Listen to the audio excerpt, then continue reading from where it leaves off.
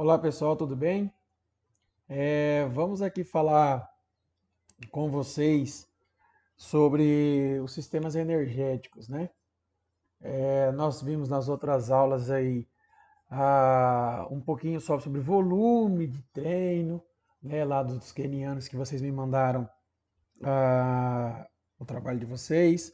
Nós vimos também sobre o treinamento precoce, alguma coisinha lá, que é importante eu trabalhar todas as capacidades e não somente, né, aquele momento do aluno, no caso as peneiras ali, em que eu posso trabalhar todas as habilidades. Mas, perdão, mas nesse processo todo, eu vou, por exemplo, o aluno fez todas as destrezas, né, de habilidades motoras desde da fase escolar, aí ele veio para, ele se predispõe porque ele tem uma certa habilidade ou inclina para alguma modalidade esportiva, ele cai nas escolinhas esportivas, aí eu vou receber esse aluno, e aí eu sei que eu não posso aplicar cargas para ele porque ele está em fase de formação, né? Eu tenho que respeitar os momentos dele. É, e com isso, eu sei que ao longo, né, do tempo, no decorrer dos anos, eu tenho que trabalhar algumas capacidades motoras, né? Força, resistência, flexibilidade, velocidade, agilidade, enfim. Eu preciso trabalhar tudo isso com os alunos, com os meus atletas.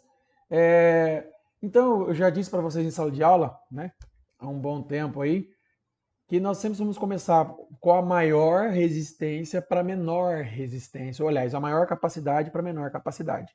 No caso, a gente vai começar a falar agora sobre as capacidades energéticas, as fontes de energia, né? A gente vai falar sobre o ATP, o adenosina trifosfato, né? Qual que é a importância dela, qual o tempo de duração, qual o tipo de prova ou de modalidade específica onde ela é utilizada. A gente vai falar também do sistema glicolítico, né? Onde ele utiliza aí o carboidrato, a glicólise e tem como produto final ácido lático, como produto final dessa via que dá uma acidose na musculatura, e aí o excesso exercício por câimbras e tal. Enfim, a gente vai ver todos esses períodos, ou seja, o sistema anaeróbio alático, sem a presença do ácido lático, que é o ATP-CP, o anaeróbio lático, que já tem a presença do ácido lático, que é a via glicolítica, né? E, por fim, a via aeróbia, que é a via com a presença de ar mais longa. Só para a gente entender nesse quadro, a via ATP, vamos entender que aqui ele é a força, ele é a intensidade do exercício, tá vendo? Então, perto dos 100%, 100% é a força máxima empregada. E essa segunda régua aqui, ela é o tempo, duração, pode olhar que é em segundos. Se vocês prestarem bastante atenção, acho que eu aqui que eu quero que vocês olhem, que não tem um sistema liga-desliga. Elas estarão sempre em funcionamento, ou seja, eu posso dar uma prioridade maior para o anaeróbio alático, o ATP-CP, mas ao mesmo tempo estará ativando a via aeróbia glicolítica, né, a lática, e também a via aeróbia. Só que aí terão momentos que elas estarão predominantes, tá vendo? Tem um pico que começa a cair, aí tem outro pico que começa a cair, e por fim a mais longa e a de mais duração, que é onde aí ela começa a predominar, ok? Então, só para a gente entender, eu adoro colocar esses quadrinhos aqui em prova, na avaliação, para a gente discutir eles, porque aqui eu consegui entender o mecanismo. Um exemplo, um fisiculturista, vamos colocar mais prático, um corredor de 100 metros, né, onde ele tem 100 metros para percorrer, uma explosão, uma força pura, esse cara ele só depende da reserva de energia encontrada no grupo muscular dele, né, nas reservas, E esses caras hoje, ele bate os 100 metros abaixo dos 10 segundos. Então, predominantemente, a via que ele utiliza é a primeira aqui, ó. É a via, né, ATP, adenosina trifosfato. O que é isso, Rafael? É uma adenosina ligada a 3 fósforos, tá? Eu vou passar um videozinho para vocês daqui um pouco explicando bem bacana como é que funciona, que é num canal chamado EducaFit. Canal bacana, quem se interessar e quiser assinar é legal, tá? Ele explica bem didaticamente todas essas vias, tá? Mas antes da gente passar lá, eu só queria explicar para vocês aqui, nesse momento que a gente vai olhar. Então, o cara pode ver que ele começa muito forte e ela cai rapidamente, né? Por que o sistema ATP-CP? Porque a creatina fosfato, creatina, lembra da creatina, aquela que os caras tomam, né, na academia? Então, é ela mesmo. Porque a creatina, ela tem essa capacidade de durar um pouquinho mais o exercício, de alongar um pouquinho mais, ó.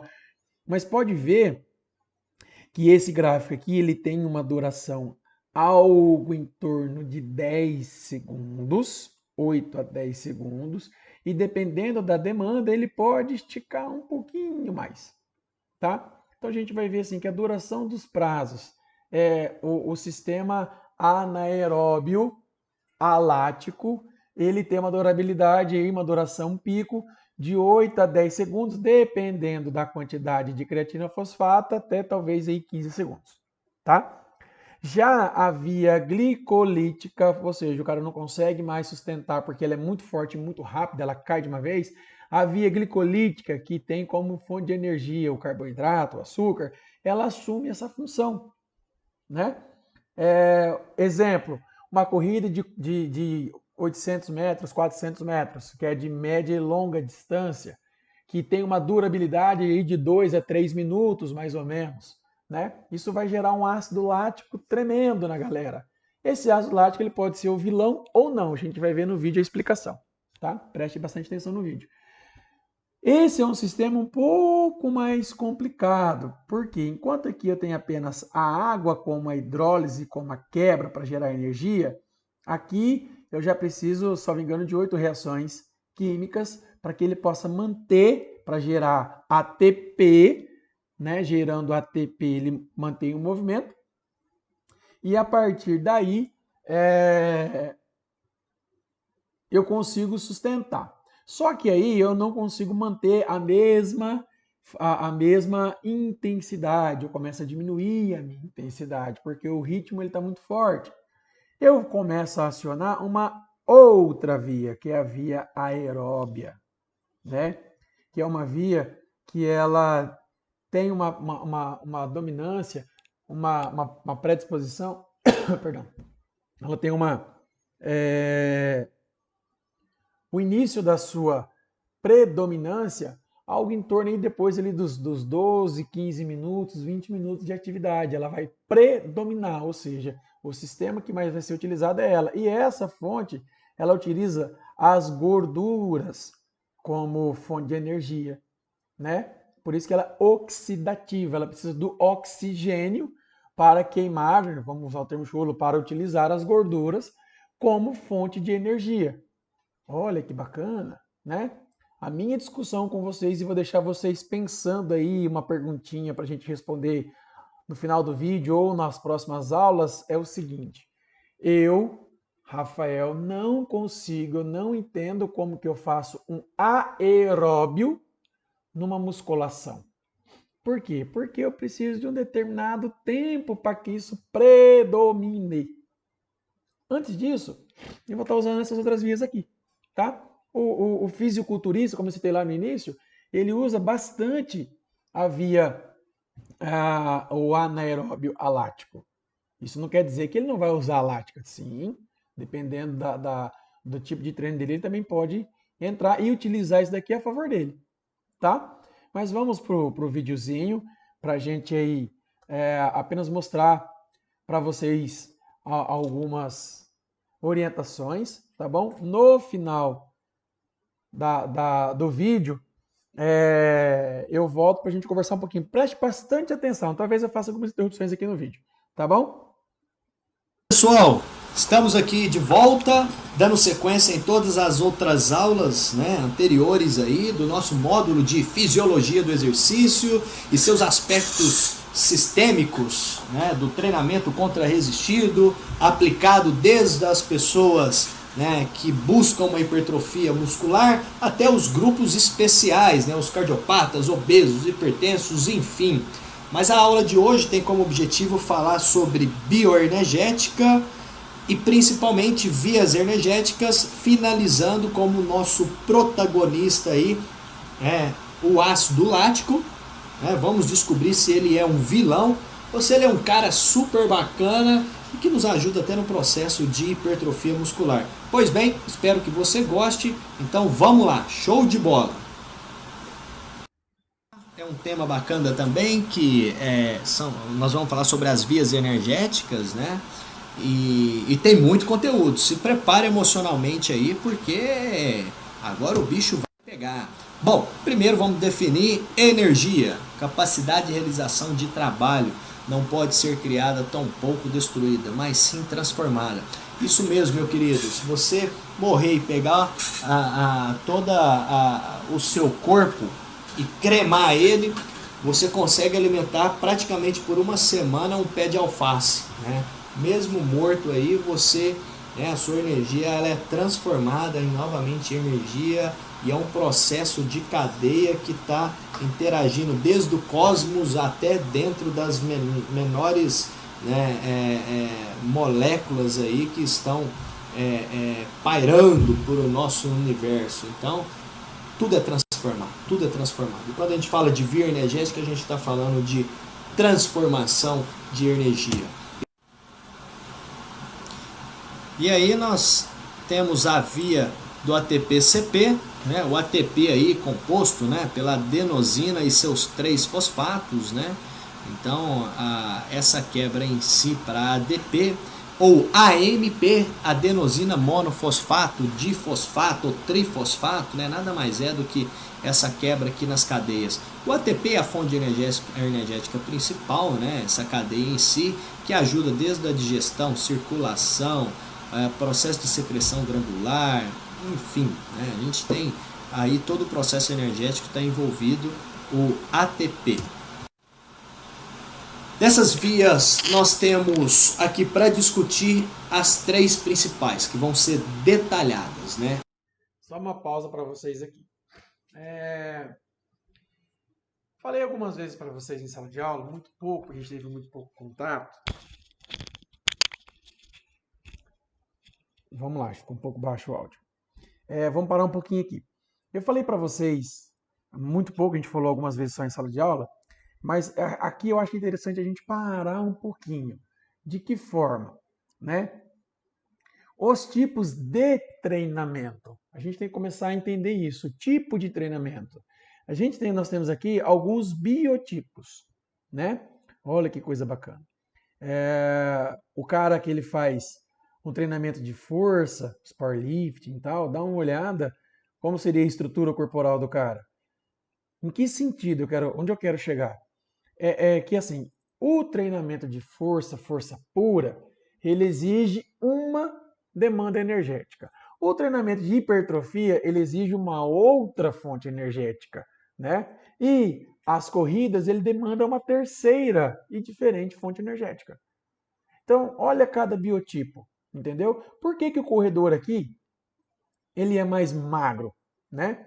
Por quê? Em que sentido? Porque ele não precisa de tanto músculo para poder correr os 42 quilômetros. Ele precisa de reserva de gordura, que é o que ele mais utiliza, né?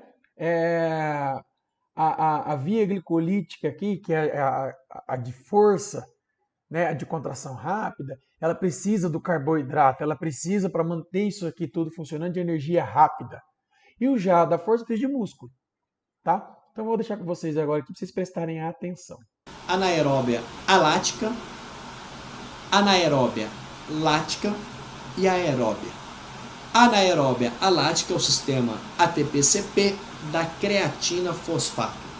Anaeróbia lática é a via glicolítica, que vai ter como produto final a produção de ácido láctico. Por isso que uma fica alática e outra lática. Então produz ácido lático e outra não. E vamos entender mais para frente por que uma produz e outra não. E a aeróbia, né, você tem ali a via da glicose e da gordura trabalhando em conjunto. Pelos exemplos das fotos aí, o levantador de peso, né, que fica alguns segundos fazendo força, a via mais predominante é o ATP-CP, né, adenosina trifosfato e creatina fosfato, né, essa sequência entre deformação e formação, deformação e formação. A via glicolítica, já na levantadora de peso, né, que às vezes fica 8, 10, 15 segundos em movimento de contração muscular. Então a fonte predominante é a fonte glicolítica com a produção de ácido lático, e a via oxidativa, né, mais predominante, principalmente aí nos corredores, nos treinamentos de resistência. Seguimos então. A bioenergética da via ATP-CP, vamos começar a detalhar. Fonte de energia, creatina fosfato. Ah, é aquela creatina que eu compro como suplemento? Sim, a fonte da creatina, o objetivo é esse mesmo, é aumentar a disponibilidade de creatina circulante e estocada. E aí você otimiza, né, esse sistema de conversão de ATP, né, CP, aí a via fica mais potencializada. Por isso que quando toma creatina, depois de algumas semanas a força tende a aumentar, né? Você tem um aumento significativo sim, além da retenção hídrica, né? Porque a creatina, para estocar, ela também leva bastante água para dentro da musculatura. Inclusive, se você for ver aumento, né, for fazer uma avaliação física e pegar os parâmetros em termos de centímetro, se você tem artigos comprovando que o uso de anabolizante num grupo e o uso de creatina no outro, e o uso e um outro grupo sem usar nenhum dos dois, a creatina em 2 semanas tem um efeito muito maior do volume de massa muscular do que qualquer um dos outros 2 grupos, ou seja, a retenção hídrica dela é fodida. É uma via muito rápida, devido à ação de um grupo de fosfato, ou seja, a cadeia é muito pequena, né? Então a ATP-CP, acabou, libera energia, só que a quantidade também é pouca, né? Não dá nem tempo de envolver o oxigênio. Por isso que é chamada de via anaeróbia alática. Não tem o oxigênio presente aí e não dá tempo nem da produção de ácido lático. A duração aproximadamente de 5 segundos, tem uma rápida recuperação, é papum, mais utilizado em exercícios de curta duração, como a gente já falou. E as células musculares, né, conseguem armazenar pequenas quantidades de ATP. Né? Ela é rápida, é forte, mas não tem uma sustentação. Aí já está descrito de uma maneira mais assim, complexa, mas também é simples. É só você lá, creatina fosfato, quebra em creatina, mais fosfato inorgânico, produz a energia. Com isso você tem adenosina fosfática mais o fosfato inorgânico, que se torna de novo o ATP, ou seja, quebra, forma e fica nessa brincadeira aí, né? Então a enzima que quebra é a creatina quinase, né? E é uma ligação de alta energia, porque ela produz bastante energia, né? E ali a outra enzima que também atua, né, na quebra, ATPase, né? ASE, você vai ver muito ASE nas enzimas aí, tipo hexoquinase, é a primeira enzima que starta lá o ciclo glicolítico, né? E a função da enzima é promover quebra, né? E essa quebra em si, para que as fontes, né, de energia, todos os metabólicos, né, consiga se transformar, né? Igual o conceito de energia lá atrás, transformando a todo tempo, né? Se formando e deformando. E tá aí, né? Você olha do lado, esse desenho mostra que ela tem uma potência grande, mas tem menor capacidade. Imagina ali um balde com furo, né? Então você vai colocar água ali dentro, né? Um balde é pequeno, mas o furo é grande, né? Então, do jeito que você coloca, a água vaza rapidinho. Vamos para a via glicolítica, fonte de energia, como já falado, é glicose ou glicogênio. É uma via intermediária, ela não é nem tão rápida quanto a ATP-CP, nem tão lenta quanto a via oxidativa. São 11 reações, não é aquela quantidade reduzida ali, pífia, né, do ATP-CP, mas são 11 reações para poder liberar ATP. Se começar da glicose, libera 2 ATPs. Se começar quebrando o estoque de glicogênio, consegue liberar 3 ATPs. A gente vai ver no detalhamento ali mais para frente. E a produção, né, de molécula de ácido pirúvico ou ácido lático. O que é isso? Se produzir ácido pirúvico e entrar oxigênio na parada, vai embora para o ciclo oxidativo. Se não entrar oxigênio suficiente ali, vai produzir ácido lático, né? Os componentes que vão construindo, né, todo esse sistema metabólico de carreamento, né, disso nós vamos ver mais para frente, que é a NAD e a FAD, né, a niticodamina adenina dinucleotídeo, né, que carrega, tira o hidrogênio de um, de outro, coloca o hidrogênio aqui e ali, né, e aí você fica ácido pirúvico, ácido lático. Nós também vamos falar sobre ácido lático. Vamos lá. Fonte rápida de obtenção de energia, uma potência intermediária e capacidade intermediária. Ó, pode absorver. Se você colocar água aqui, o buraco aqui é menor, ó. Então vai vazar bem menos do que no anterior. Só que o balde é maior, ó.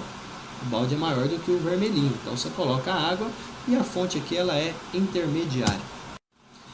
Então estamos aí, né, com o ciclo glicolítico, né? Primeira fase, fase 1 de investimento de energia, e a fase 2, né, a fase de geração de energia. Olha que bacana nome aí para você colocar no seu filho, ó, gliceraldeídio 3-fosfato mais dihidroxiacetona fosfato, né? Finalizando ali a primeira fase da fase de investimento de energia. Você precisa de 2 ATPs para poder começar a fazer o negócio funcionar. Olha a hexoquinase aqui, ó. Vamos pegar a canetinha.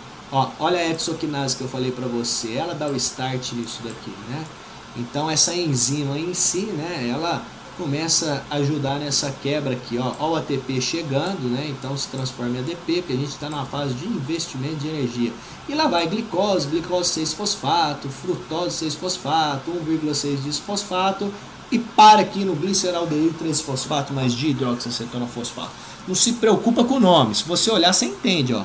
Ó, gliceraldeídio. O que é isso? Fosfato de hidroxiacetona fosfato. Então você vê que você tem a palavra acetona, você tem hidro, você tem 2, gliceral. Você tá vendo? É fácil, fosfato. Depois você vai ver mais pra frente que tudo isso vai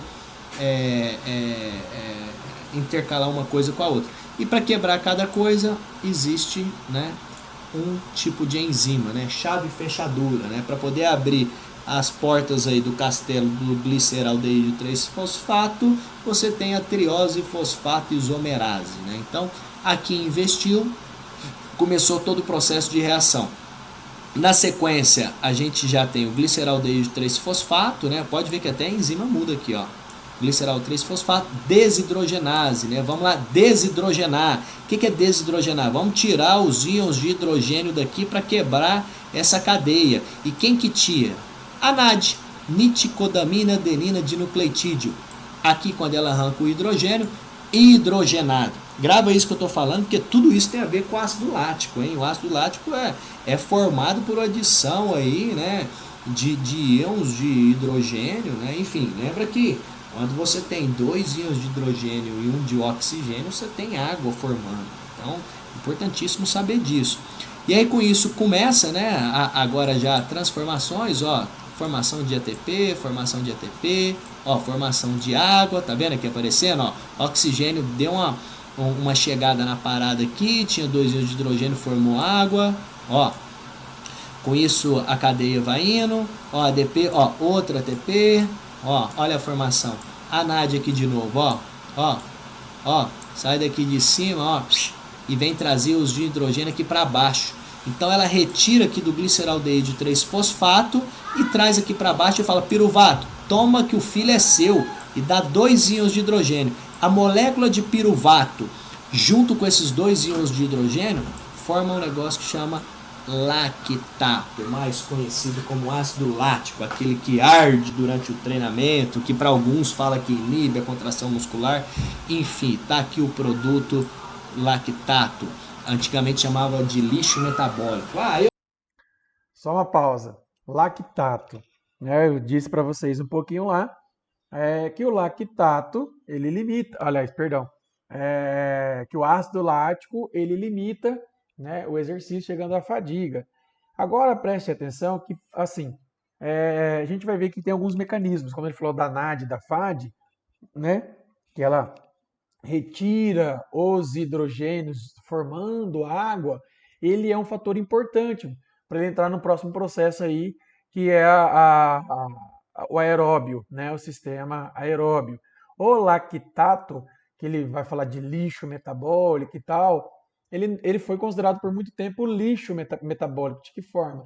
Ele é onde, não, encerrou o exercício aqui, está muito ácido, eu não consigo mais aproveitar e tem que esperar baixar essa acidose. Mas descobriram que ele tem outras funções, tá bom?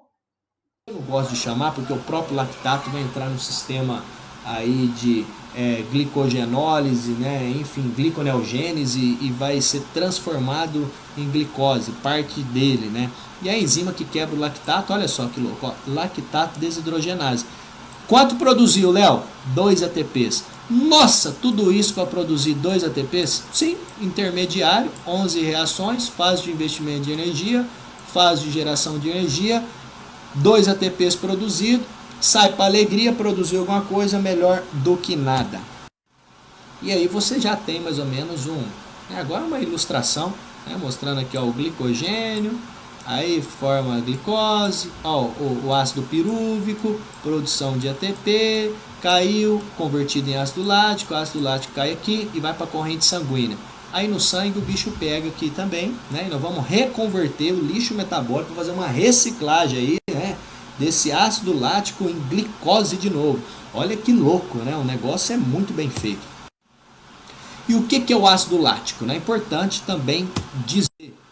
É o produto final do metabolismo da glicose na via glicolítica, formado em condições de oxigenações inadequadas e nas fibras musculares com poucas mitocôndrias. Ou seja, as que têm mais mitocôndrias são mais suscetíveis à estimulação do processo oxidativo, né? E quais as fibras que têm mais mitocôndrias? As fibras vermelhas, né? As fibras de resistência. E as fibras que têm poucas mitocôndrias são as fibras brancas. Até para você, chamadas brancas, né? Que são as fibras maiores, mais lentas, né? Com processo glicolítico maior. E até ficou uma curiosidade, né? Por que a fibra branca é branca e a vermelha é vermelha? Pensa aí um pouquinho, por quê? Respondendo, a fibra branca é branca porque tem pouco oxigênio, correto? Correto. Então, se tem pouco oxigênio é porque vai pouco sangue, né? Vai uma quantidade reduzida de sangue. E como o sangue é vermelho, né? Ela não é tão avermelhada igual a fibra que é vermelha. Só uma correção aí nessa fala dele, que ele coloca que a fibra branca é de contração lenta, não. Fibra branca de contração rápida, tá? Ela usa glicólise. A vermelha, que são mais alongadas, de contração lenta, essa sim tem mais mitocôndrias que precisa do oxigênio para poder ter a contração muscular. Por que a fibra vermelha é vermelha? Porque vai uma quantidade maior de oxigênio para sustentar o metabolismo dela, então tem mais sangue, então ela é vermelha. Então você tem essa relação, por que uma é mais branca, a outra é mais vermelha, né? Você pode observar, né, o final ali da fibra, a hora que a gente mostra os tendões em si, os tendões, né, são mais brancos em si. Ah, mas o que essa curiosidade tem a ver? Tem tudo, porque no processo de hipertrofia, né, se a fibra e o tendão estiver desalinhados numa maneira temporal na relação estímulo-resposta, ou seja, recuperação, você tem inflamações, né, nas articulações. Exemplo, o músculo cresce. Por que o músculo cresce? Porque você tem uma microlesão, você tem uma recuperação, essa recuperação deixa o músculo mais forte e ele tende a entrar, né, no que a gente chamou de hipertrofia muscular. Ele entra nesse processo de definição de hipertrofia muscular. E o tendão cresce? O tendão também fortalece, ele fortalece. Só que o seguinte, como o tendão é menos irrigado de sangue, por isso que ele é mais branquinho, e o músculo é um pouco mais também irrigado de sangue, dependente das fibras musculares, você tem o quê? O músculo recupera ali 3, 4 dias e o tendão às vezes precisa de 5, 6, 7, às vezes até 10 dias aí de recuperação. Aí o caboclo recupera 100% a musculatura, toca o pau no no treinamento 3, 4 dias depois, o tendão recuperou 90%, depois o músculo recupera 100% de novo, o tendão recupera 70% e vai indo. Aí 3, 4 meses, ai, meu joelho está doendo, meu cotovelo está doendo, meu ombro está doendo, e vai botar a culpa lá no supino inclinado, vai botar a culpa no agachamento, vai botar a culpa em exercícios aí que a gente sabe que o processo fisiológico e a montagem do micro ou macro ciclo de treinamento foi extremamente falha, né? E tá aí, ganhou a massa muscular, ganhou, só que inflamou a articulação. Com a articulação inflamada você não consegue treinar, não treinando você tem um estímulo-resposta, né? Um estímulo mais reduzido, a resposta passa a ser reduzida, então você entra num processo de atrofiamento, isso mesmo, já que você não vai dar uma carga de tensão maior na musculatura, porque a sua articulação está impedindo, né? Por dor, por inflamação, o músculo fala, agora ele não está tensionando como tensionava antes, tira aí uma quantidade, né, de volume muscular para a gente não ficar gastando. E aí você passa mais uns 3, 4 meses reabilitando, a hora que você viu, treinou 4 meses, passou 4 reabilitando, o ano se foi, né, e você fica mais uns 2 meses em deprê, para depois tentar retomar tudo de novo, né? São erros básicos, o que acontece toda hora em si.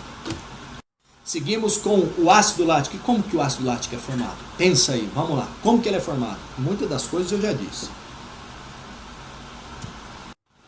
Ele é formado aí, ó. Olha lá a enzima, lactato desidrogenase. Ó, olha a NAD lá em cima. A NAD pega ali, ó, o íon de hidrogênio, né? E entrega, né?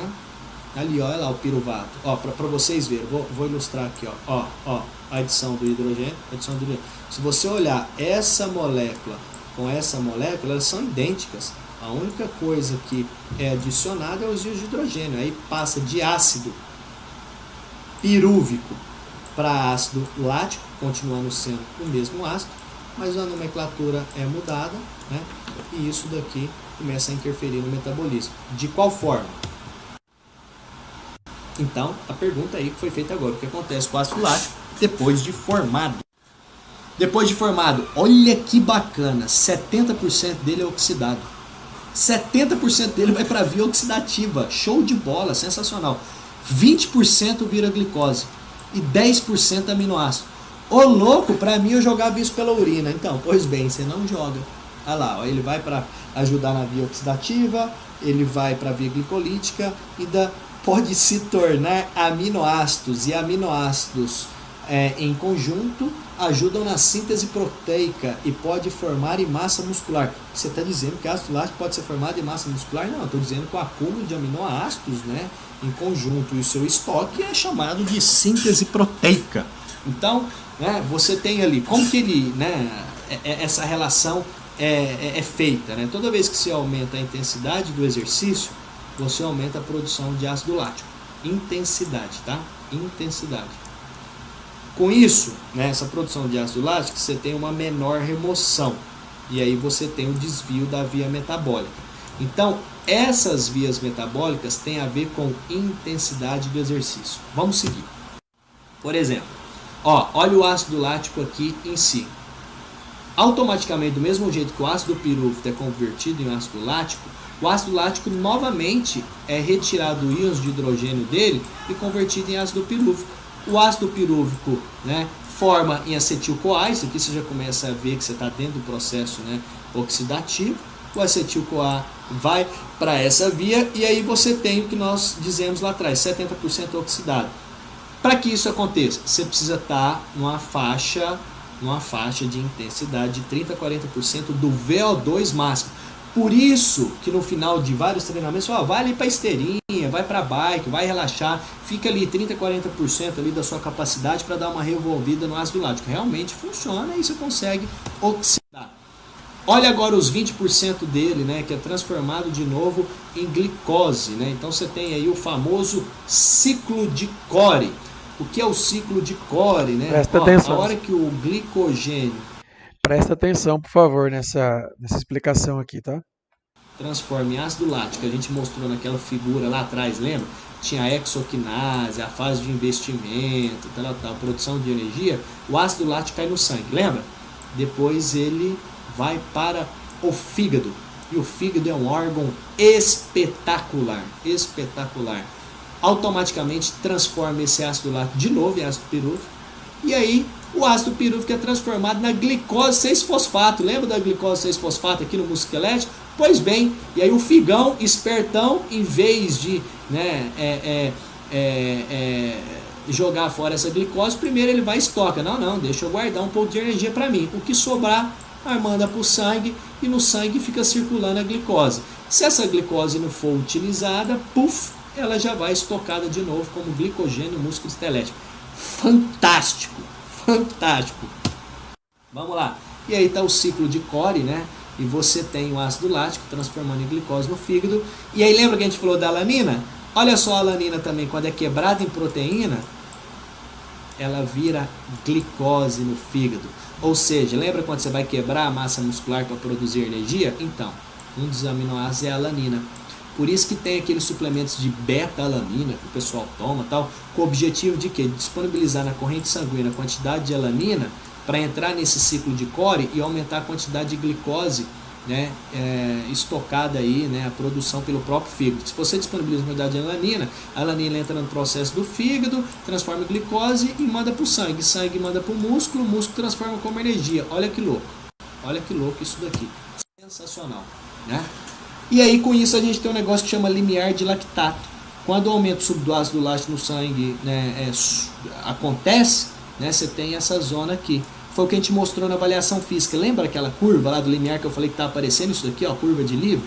É isso. A hora que a intensidade aumenta, o processo de remoção não consegue acompanhar o processo de produção, você tem um aumento, né, dessa produção de ácido lático. Então, isso daí é chamado de limiar de lactato. A partir daqui o bicho começa a pegar, porque a performance tende a cair, porque aí você começa a impedir o movimento de contração muscular. Como assim?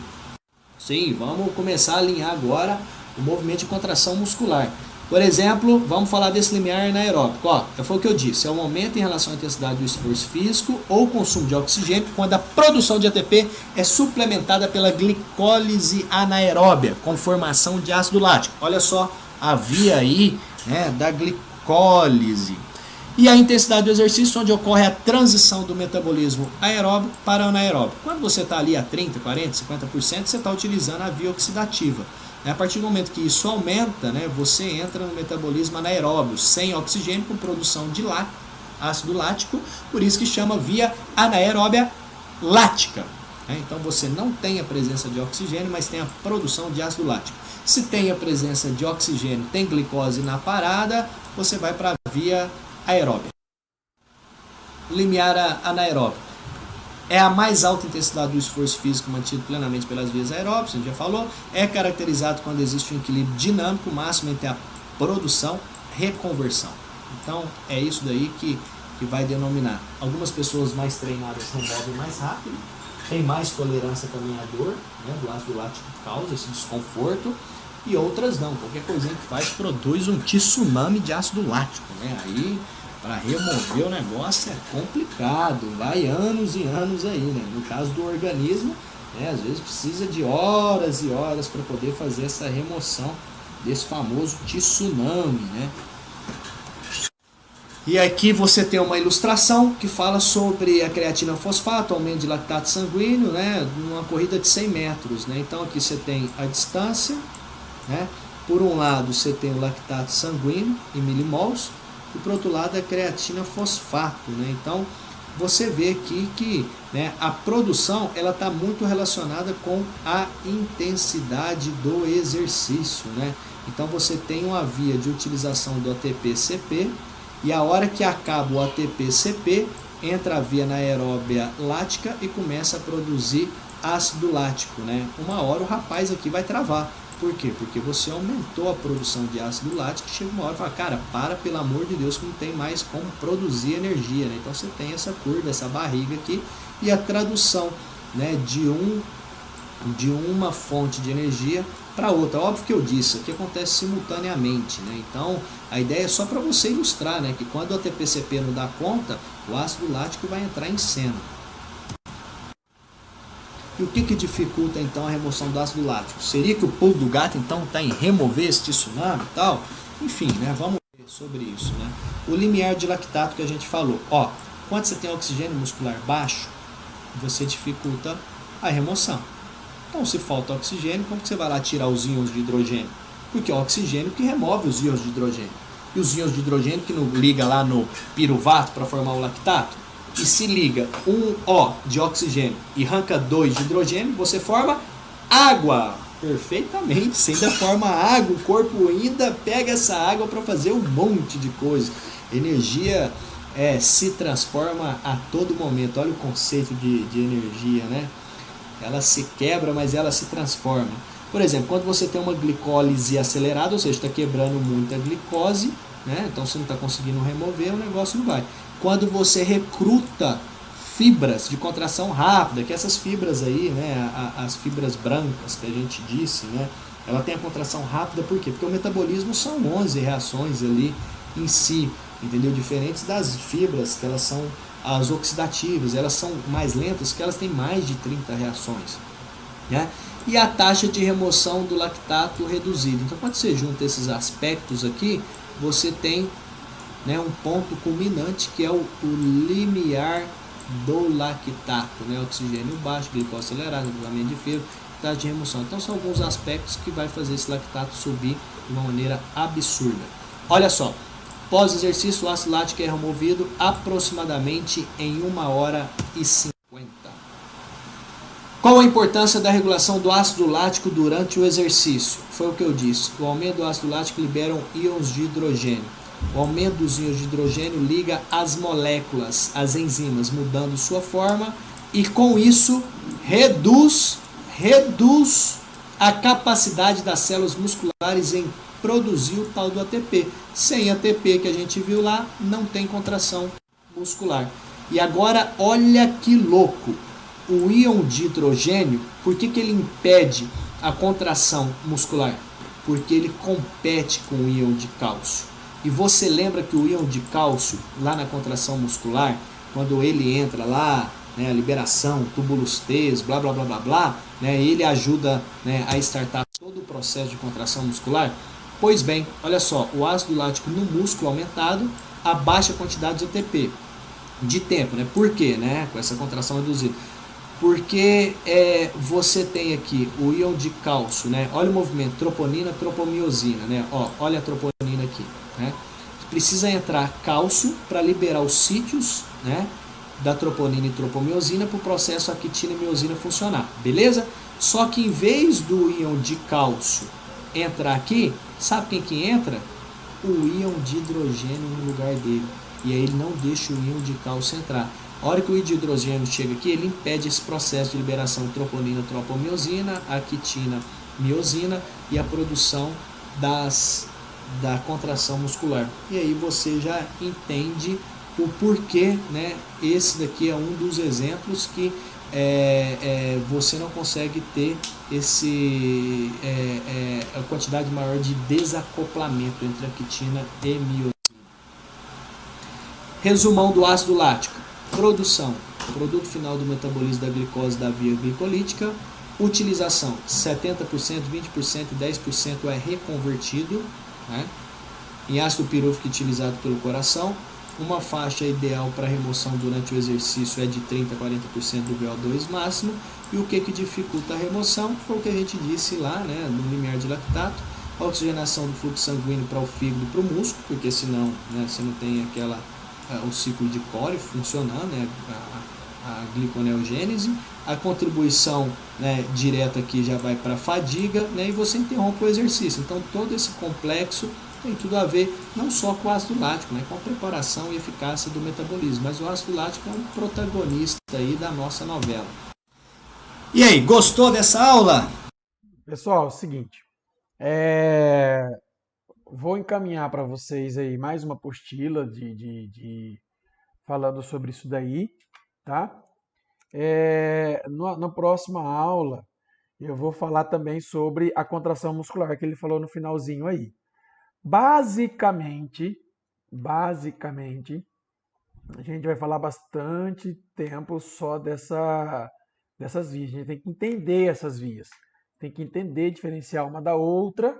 Eu não preciso decorar aqueles nomes todos lá, tá? Mas eu tenho que entender que tem uma enzima que quebra, né? E a outra aí que vai fazer a união. E aí a gente vai fazer alguma questão de prova, de avaliação, não sei como ainda. Tá bom? Qualquer dúvida, e-mail, WhatsApp ou conteúdo AVA. Ok? Muito obrigado. Até a próxima.